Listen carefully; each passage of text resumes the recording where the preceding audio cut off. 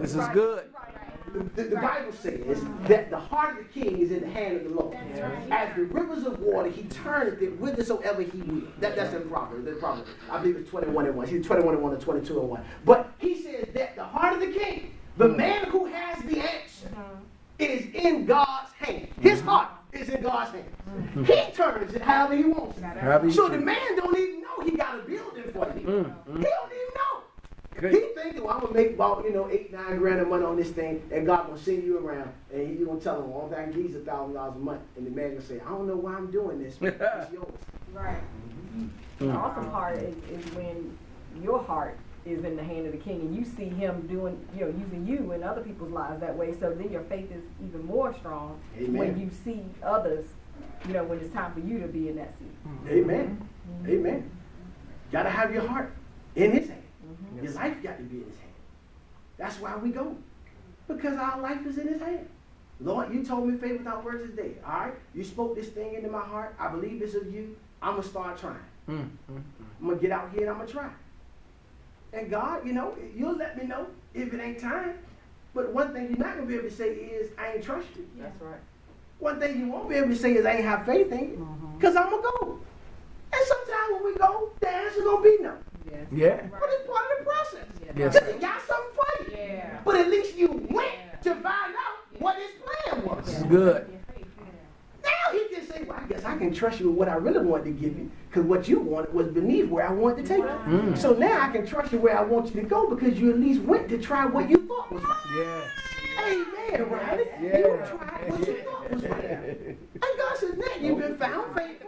So now I'm going to go ahead and give you the thing I've really been waiting to send you to anyway. Yes, sir. Go see this man next week because he got something twice the size of what you were looking at, and it's going to be cheap. Yes, sir. Because I tried it. So all of the days of we just going to pray until it changes, that ain't this church. We going to pray as we go. We going to pray as we're working. Because God says faith without works is dead. Bethel Temple Faith Church never is here today if Pastor Hinton just said, I'm going to pray that God make Bethel Temple Faith Church happen. It never happens. It would have still been in my mind while I'm in Virginia, in Portsmouth, serving Apostle Hinton. Yes, sir. It has still been in my mind. Oh, God, I see it. I see it clear. I see the people there too. God, you're going to work this thing. Drop it out the sky. No, he said, boy, get your hip from where you are and go get it. Amen. Then I show you. And then I'm going to show you. Wow. Sister Val going to show up tonight. Why? Because I told you to go to Concord. Yes, Lord. Her life got better. Why? Because I told you to go to Concord. Whether she come back or not, it was a seed implanted in her heart tonight. Amen. To say, you know what? It's something about this faith thing. Right. God, I'm going to try you in this area. Amen. And then when I try you, you're going to show up. Because faith without works is dead. He says in the scripture, even the devil believes in Jesus. Even Satan believes that there's a God. Wow. And the scripture goes in there further and says he even trembles at him. Wow. He's fearful. He's reverent of God. So we don't get no brownie points for saying that we got faith. The brownie points come when you go on your faith. Yes. That's good. He said the devil, Sister Greer, believes me. The devil can say it. No, you don't get no credit. Yeah, I got faith, Pastor. Well, what are you doing to show that faith? Well, it's a job. I was looking at it, and I believe the Lord want to give it to me, but I'm scared to apply. Where's your faith? Faith says, put the application in. Well, Pastor, I got a spotty record. Pastor, I don't have the education. Faith says, if God showed you the job, apparently he wants you to try to get it. I hope I'm talking to you. Yes, Riley, I know you're so attentive. It's not time for you to get a job yet. Okay. So if faith showed you the job, Brother Nick, it showed you the next move. God says, now, I want you to go get it. I'm not looking at how qualified you are or aren't. I'm just looking to see if you're going to believe that it's me that said it. So he says, faith without works is dead. Check this out. He says, verse 21, was not Abraham, our father, justified by works when he had offered Isaac his son upon the altar? Seest thou how faith wrought with his works, And by works was faith made perfect. And the scripture was fulfilled, which said, Abraham believed God, and it was imputed or counted unto him for righteousness. And he was called the friend of God. Ye see then how that by works a man is justified, and not by faith only. We got to have more than just this mouth faith.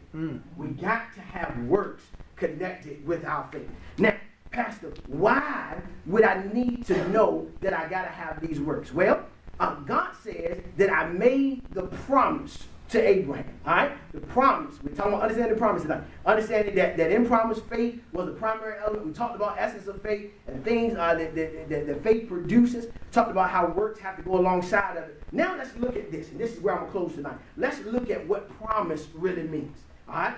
Promise. What promise really means. Now, I'm going to give you two Greek words. These are New Testament words. Greek words for promise. The first one is apingelia. Apingelia is E-P-A-G-G-E-L-I-A.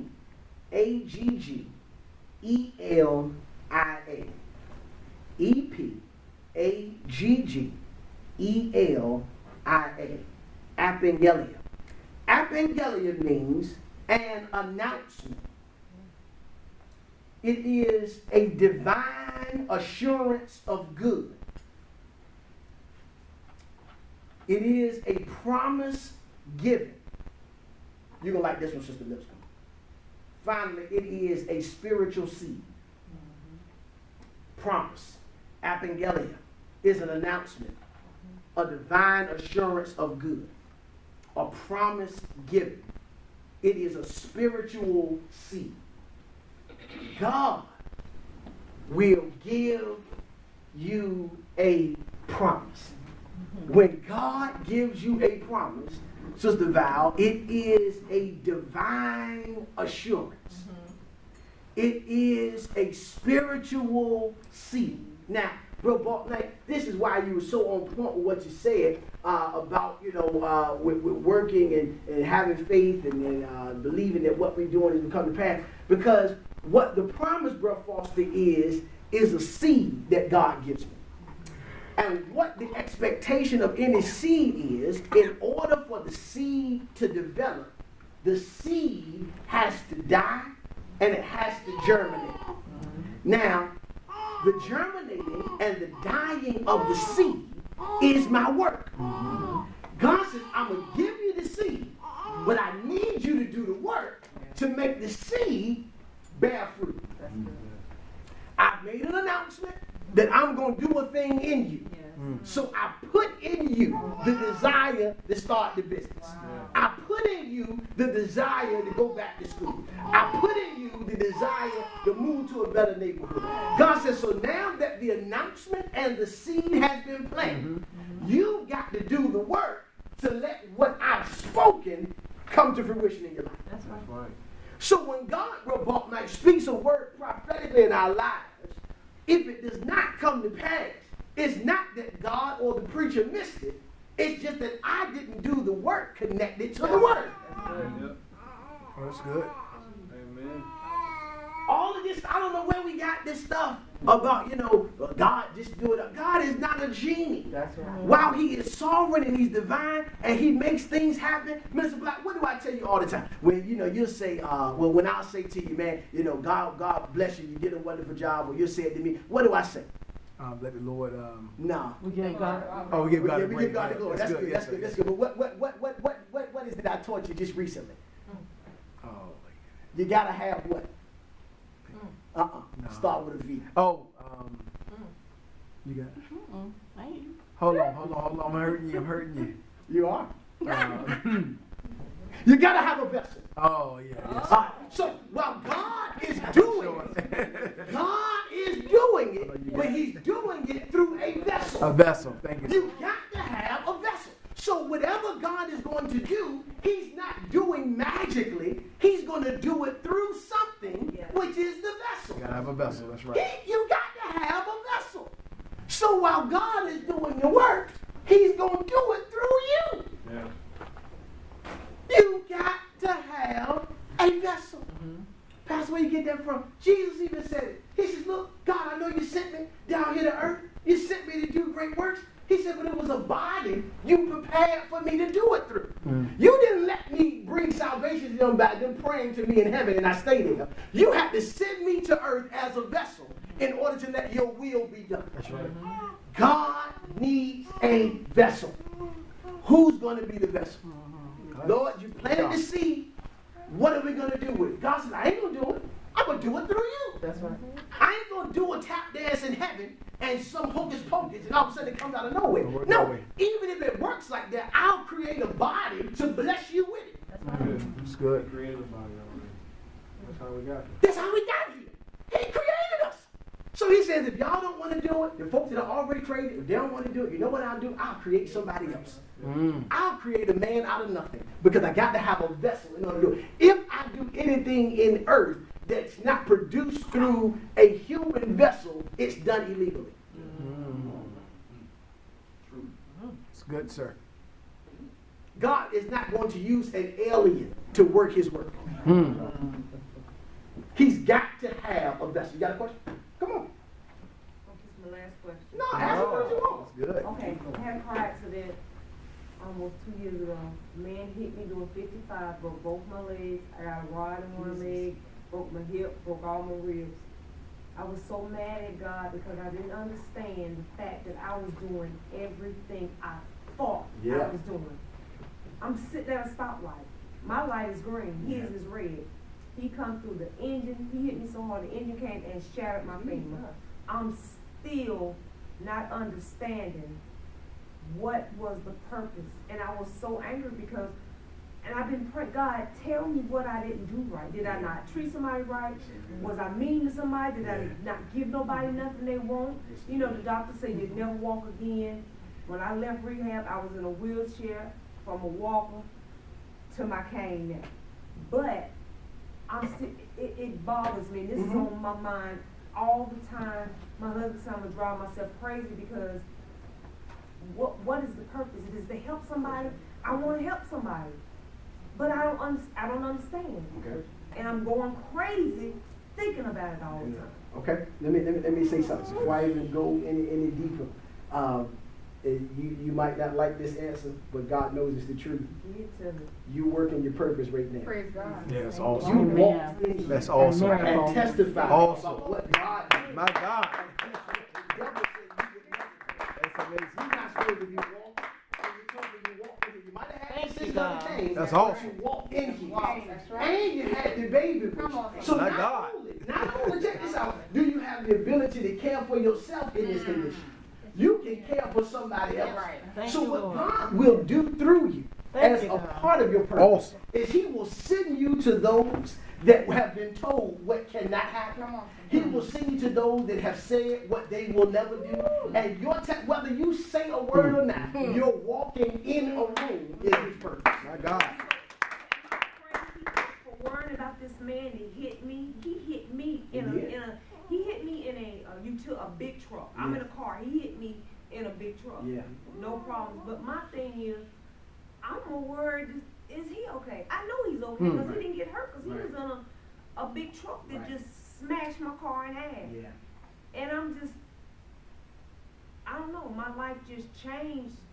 I just don't feel the same way. I'm just, my husband say, I mean, you used to be a pit bull. You ain't nothing like that now. It's just, I don't know. My heart is just so different. Yeah. So, I mean, and again, I don't know if you like it, my answers here, but what God will use sometimes is tragedy, is tragic situations to bring about a change in our lives that He can use us as that vessel I keep talking about tonight, that He will use. God isn't going, this is the point, God isn't going to come down from heaven in His own strength and say, I'm a healer. He ain't going to come down from heaven and say, I can change the course of people's lives. But what He'll do is He'll identify vessels in the earth that He says, you know what? I can get glory out of them. So I'm going to allow this thing that seemingly is driving her crazy, that seemingly it doesn't make any sense why, but I'm going to do this to use her as an example and to use her as a vessel of honor for me. So what you're going to have to do more, and I ain't putting no challenge on you, I'm just speaking to you directly though. You're going to have to share that more often than not. Yes, You're Lord. not the first person. Yeah, I know that. I know, yeah. Because that's one of the purposes behind what God allowed to happen in your life. He ain't sleep. God won't sleep at the wheel. God didn't miss it. God didn't catch God by surprise when that accident happened. Because in the midst of it all, even though the process was painful, even though you had to go through all of that, God is going to use you. Yes. Listen, this is what He's using you right now, because the reality is this. Even when we pray for people, and I got the faith to believe that God can instantaneously heal, and I know He can. But He has examples in the earth like you to show the progression of healing. That He took you from an incapacitated state to a wheelchair. I understand therapy and all that stuff was happening, but God was behind all that to get you out of the wheelchair. And I got news for you. You ain't going to be on that cane for the rest of your life either. I'm letting you know today. Hallelujah. You can write this down in your spiritual memory. That the preacher with the beard told me tonight that I'm not going to walk with that cane for the rest of my life. God is, and I'm telling you this, I feel His presence. You shouldn't have said nothing. I believe what God is going to do even in your body, with the metal that's in your body. I hear Him. He says it's not even going to be as painful to you as it has been. You know, when people get metal put in their body, they can sense when it's raining. They know when rain getting ready to come. They know when it's going to rain 5 days from now, because pain is put in them. But God said what He's going to do is when He takes you off that cane, He's also going to release that additional pain. That you're not even going to have those same pains that you have now, because that's what He's going to show you. Use to show you that His purpose is for you to be a walking testimony for Him. Bless your name, God. That's your purpose. And let me tell you what else is going to happen along the way. And I ain't going to be able to tell you everything, but I'm going to tell you something else going to happen along the way. And I don't know if anybody told you this before. If not, that's cool. You're going to write a book. I'm telling you what I'm looking at. You're going to write a book. And I ain't got the title of it. I wish I had it. But you're going to write a book. And that book is going to be a detailed account of how God is a progressive healer. You're going to be able to detail that God took me from a place where they said I would never go, what I would never do again, that this is what I'm doing now. God's going to let you chronicle that thing. It's going to be almost like what God did with Moses when God revealed to Moses. Moses wrote the first 5 books of the Bible. So people say, how in the world could Moses write about what he didn't know, what he didn't experience? It was God that showed him what he did. And God's going to allow you to have that kind of recall about that space of time where you went from that accident to where you are now. That's part of your purpose. So God's going to allow this to be something that's going to really work out for your good in the long run. But you're going to have a testimony. You already got a testimony. You're going to be a testimony, and you're also going to write a book. I'm looking right at it. And I'm glad it hit you the way it did. Like, he can't be talking to me, because that's going to make it even more exciting that when it happens, you're going to have to come back and say, you know what? I ain't believe you when you said it. I just come here screaming, you know. Yeah. God going to use you, though. Yes, Lord. Just don't quit on it, okay? That's good. Yeah. Don't. And I believe you now. I really do. I promise you I do. Just keep going with it. Everything we're not going to understand. We ain't going to always have the answer. We ain't going to always have the why. But I'm letting you know that you were a chosen vessel of God. That He said, I can get glory out of you in the earth. Because I know that when I took you there, you won't go quit on me. Yeah. Come on, y'all, put your hands together for one. That's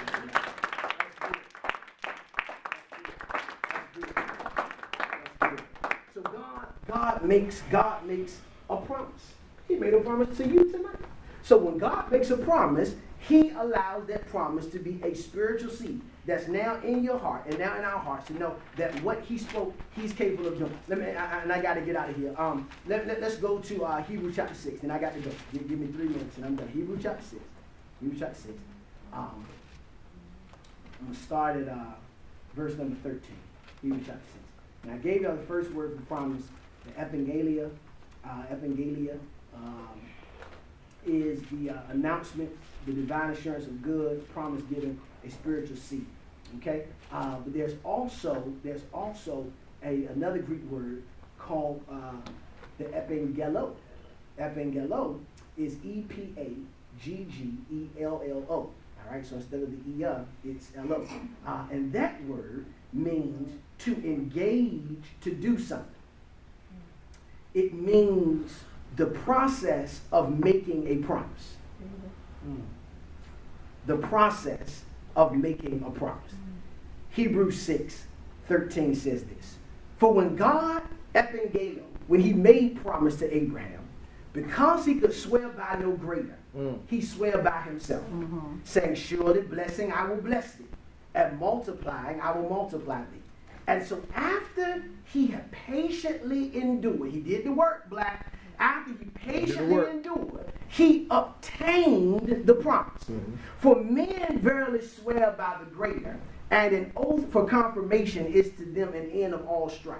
Wherein God, willing more abundantly to show unto the heirs of the promise the immutability of his counsel, or the unchangeable nature of his counsel, he confirmed it by an oath, that by two unchangeable or immutable things, in that it was impossible for God to lie, we might have a strong consolation, who have fled for refuge to lay hold upon the hope set before us. All right, so those scriptures say that God, Sister Bortnight, made promise to Abraham. He made a pronouncement, he made and deposited spiritual seed, and then he went a step further by engaging himself to do the thing. He engaged himself in the mix with Abraham and says that what it is I've spoken, I'm going to make sure that it's done, because I'm going to put in you what you need to get it done. So God said, when I made the promise, so that Abraham, Sister Coop, Sister Lipscomb, all of us here would not doubt that God spoke what he spoke. He says, I didn't swear by a person, I swore by myself. He says, I looked in heaven and I said to myself, okay, I'm promising that I'm going to do this for Abraham. And because an oath is only solidified by the mouth of 2 or 3 witnesses, he says, I can't find a man in the earth faithful enough to agree with me. So I'm going to go to myself in Christ. And I'm going to say, Jesus, I need you to come in line with what it is that I'm saying. He said, I'm going to swear by myself that I'm going to do this. This is what swearing by oneself means. It means that I am being the guarantee behind what I say.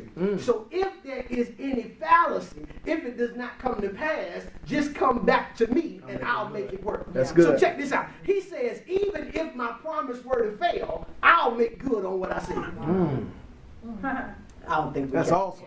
He says, if my promise fails, just come back to me and I'll make good on what I promised you. One way. So that means I can't lose.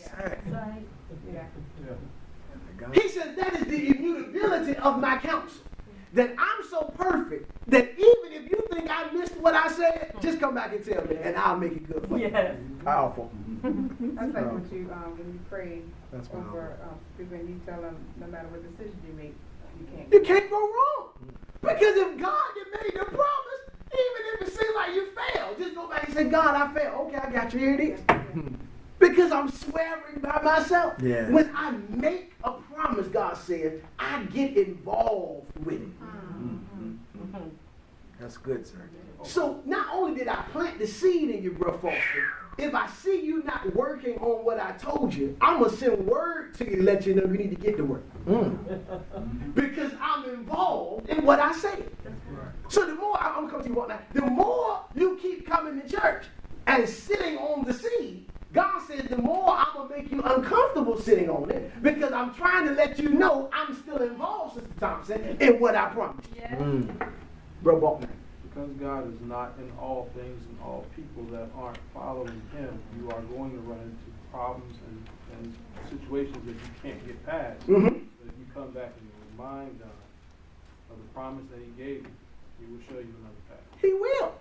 He'll send you to the person you're supposed to go to. And even when they don't want to act right, he says, all right, let me go ahead and get involved. Let me touch their heart. And now they're going to act right because they don't have no choice. He says, when I get involved, I'm involved. When I get a promise, I'm with you. So you can take that to 70 banks if you want to, because he's going to make it come to pass. All right, that's it for me tonight. Come on, put your hands together for Jesus.